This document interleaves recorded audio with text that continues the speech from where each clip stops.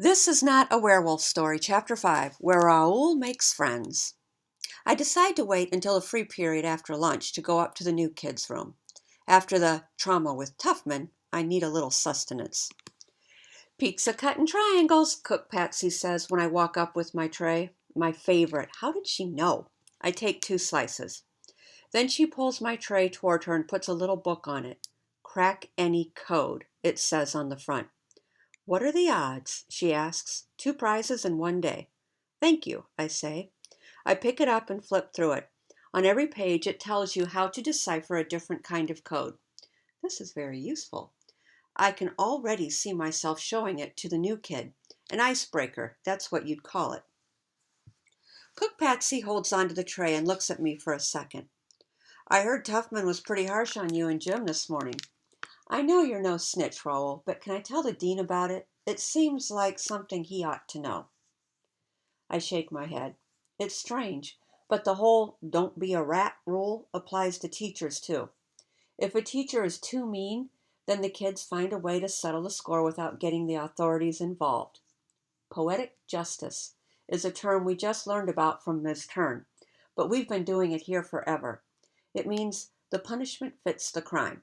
Take the last reading teacher, the one Ms. Turn replaced. He made Mark, the kid who wears the weighted vest, bend over and stand on his fingers in the corner for a whole class period. Yeah, think about that. Now try it. Really, try it. How do your fingers feel? Next morning, that teacher picked up his coffee mug and couldn't let go of it again. Superglue. It was hard for him to pack up his desk with only one hand, but Mary Ann helped. She gave him lots of suggestions for ways he could make the most of a mug hand. It'll be great when you stand on the street corner and ask for spare change. And if anyone tries to break into your car while you're sleeping in it, you can just whack him in the side of the head. But I'm not the kind of a kid who needs a grown-up or anyone else to fix my problems.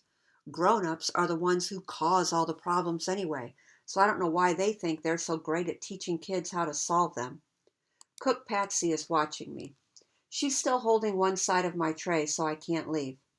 Well, she says, if he bugs you again, you come to me. I can take care of Tuffman pretty quick for you.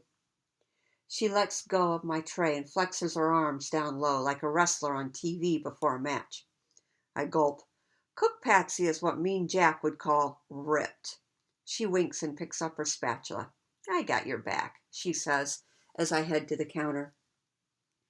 The last of the bad feeling starts to go away, but for some reason my eyes sting like I'm going to cry. The view from the stool is gray. A seagull the color of rain and clouds flies by and looks in at me, its beak wide open like it thinks I'm going to toss in my last piece of pepperoni. Dream on, bird. I wonder if the new kid ate lunch alone in his room. Birds of a feather flock together. That means when you have something in common with someone, it's easier to make friends. We've got one thing in common, at least. We both got pummeled by Tuffman today. And another thing, we've both got problems. My problem is that my mom disappeared one day when I was 5. My dad couldn't take care of me. I think he was too sad. He forgot to take me to school sometimes. Some days, he would get me in the car and get me buckled in, and then he'd rest his head on the steering wheel. Someone came over to the apartment one day to see how we were getting by. A social worker, she was called. She saw that for breakfast he put my bowl of Cheerios on the kitchen floor. She said that was bad and that a kid should eat at a table. She said I needed a haircut and a bath and that my pants were 2 sizes too small. She gave him the name of this school and said it was the best solution until he started to feel better. She said I would be happy and he would visit me on the weekends. So that's my problem. What about the new kid? Only runaways live on the top floor, so that's one clue. But running away is never the problem, is it? The problem is the thing that makes the boy run. There are just a few rooms in the north wing of the 4th floor, and it's easy to tell which is his because the door is half open. Help! Help! I hear a voice inside the room. It's kind of a whisper and kind of a scream. I open the door and the new boy is huddled on top of his desk, shaking. A long black line darts into the hall. I turn and see Gollum slip under another door. Should we call the dean? The new kid asks, peeking around his door. You know, to tell him which room it's in now? I shake my head. Snakes like to be with their own kind, right? And that's Mean Jack's room, so I'm sure they'll get along just fine. Man, it's stuffy up here, the new kid says. He walks to the window and yanks at it. He's still trembling from Gollum's welcome party. The window sticks shut. I tap him on the shoulder and tip my chin up so he knows I want to give it a try. He steps back and looks at me funny, and I see myself as he must see me, skinny, with my hair hanging in my eyes. How's this kid gonna do it when I can't? That's what he's thinking. The window makes a popping sound and slides up. Freaky strong, that's what Mean Jack calls me. The new kid nods like he just figured something out. So that's why Tuffman was messing with you, he says. You must be the strongest kid here. All my embarrassment about Tuffman tossing me around like a rag doll disappears. Yeah, he says. Jerk jocks always pick on the kids like us because we're the ones who threaten them the most. He says it with a sneer, like he knows all about it and it's happened to him 1,000,000 times. Did he say, like us? You got the craziest teachers here I've ever seen, he says. His eyes are shiny, and I can tell he laughs a lot. Do they wave knives around and punch each other every morning? I smile so big I cover my mouth with my hand. The older kids here used to call me Dog Boy because my teeth are so pointed. Most of them have gone back to live with their moms and dads by now, but I still hide my teeth. With a quick twitch of his shoulders, the new boy sticks his head and as much of his body as he can out the window. He's tall and thin, with glossy black hair and a sharp long nose. At first, he keeps his hands on the windowsill, but when a gust of wind comes up off the water, I see him lift his hands and flutter them gently, the way a bird ruffles its feather before it takes flight. My stomach feels empty and my palms are damp. It would be good to have a friend my own age. I'm pretty popular with the cubs since I take them fishing every Friday. And maybe, my heart flops like a trout hooked on a line. Maybe Marianne likes me, a little. But I see the other pack boys. They talk about video games and sports. They chase each other and laugh and play games, and sometimes they even fight. Not me. As soon as I walk up, and I don't, not anymore, but as soon as I'd walk up, they'd look away like they hadn't seen me. Then they'd stop talking and slowly move away. Nobody is mean to me, but nobody is nice either. Do you like the woods? I make the words come out. The boy pulls himself back in the window. Are there trails back in there? He asks.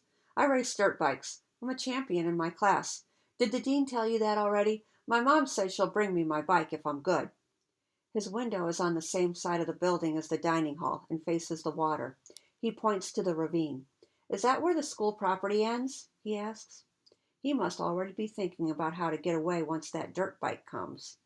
Yeah, I say, that ravine cuts all the way back to the road that leads to the school. You can't climb down it. It's way too steep. I decide to keep talking. I can tell he's really listening. He's worth the words. There's a way around it, though. I'll show you one day if you want. And you can pretty much walk out of this place any time. There's no fence keeping you here.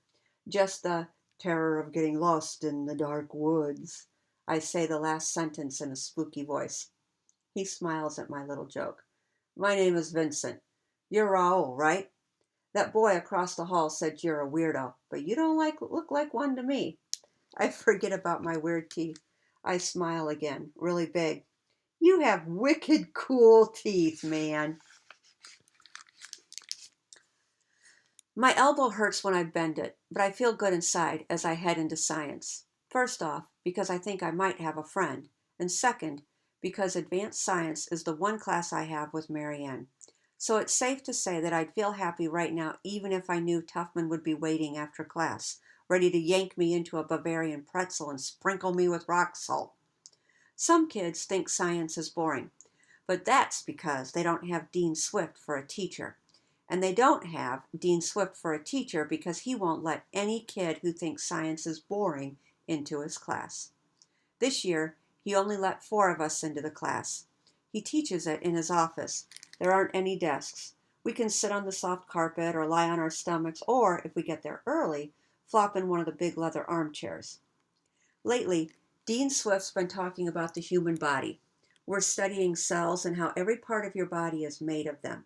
There are skin cells and heart cells and eyeball cells. Mean Jack must have gotten extra fist cells. Tuffman got extra rude cells. Marianne must have gotten extra pretty cells. I must have gotten some extra weirdo cells. But then Dean Swift says something so interesting that I forget about Marianne and Tuffman. I don't forget about the extra weirdo cells, though, because from what the dean says, I might be onto something. The center of each cell is called the nucleus. Now, in the nucleus of your cell, you will find your DNA. DNA is a code telling your body how you should look and even how you should act. Have you ever seen a recipe in a cookbook? That is like your DNA, he says. And it is different for each human. Half of it comes from your mother, and half of it comes from your father. It is the recipe for you. I like how he always gives us a picture idea. I think of the cards in my mom's old recipe box. I haven't opened the box since we all lived together, but I imagine 1,000,000 copies of one of those recipes written out in her handwriting, floating around everywhere in me. Kid kebab, Raoul stew. Scientists have begun to map the human genome. It will take many generations to fully understand. It's a bit like cracking a secret code. Then he stops talking. He sits there with his mouth open and no words come out. When Dean Swift stops talking, it means that in a minute or two, he is going to tell us something that he didn't mean to tell us.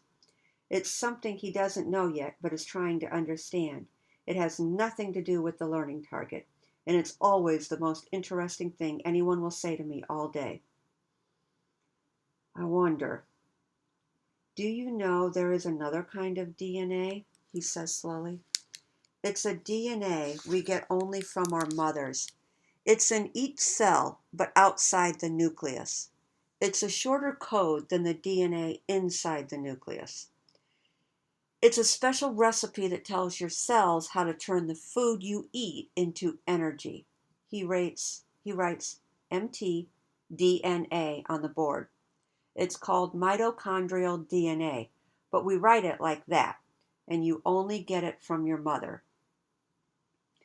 He stands and walks to the window that looks out over the ravine. I get a shiver, the kind I usually get when I'm deep in white deer woods, and I'm me, but not myself. My spine sparks like it does when I change. This kind of DNA you get from your mother has to do with your body's growth and development, he says. Sometimes there are mutations. That means changes. He turns around and looks right at me, or right through me. They only happen very rarely. That mutation will be handed down from mother to child. We know about the problems such mutations might cause. They affect vision and hearing, muscles, and the heart in particular. He pauses and shakes his head.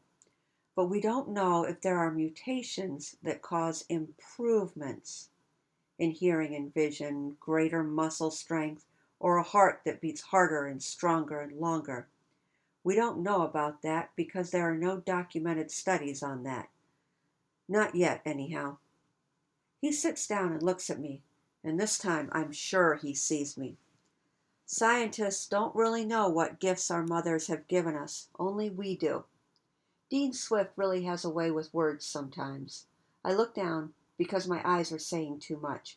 Maybe Dean Swift guessed how much the new kid coming here today reminds me of the first day I came here and how sad and lost I felt. He wants me to know my mom is everywhere inside me all the time, that it's not just words, it's science. The bell rings and we pick up our stuff to leave. Marianne holds out her hand for the dean to shake. Dean Swift, she says in her most grown-up voice, you soar high above the knowledgeable but pedestrian scientist when you weld wisdom to feeling. I get the gist of what she's saying, but for me there's a lot more to it than feeling. Vision, hearing, heart, these are all things that have to do with my secret. Maybe that's why the secret came to me. The secret was my mom's first, or her grandma's grandma's grandma's. Each mom gave it to her child until it got to my mom, and then she gave it to me. You can call it magic or you can call it science. I think it's a little bit of both.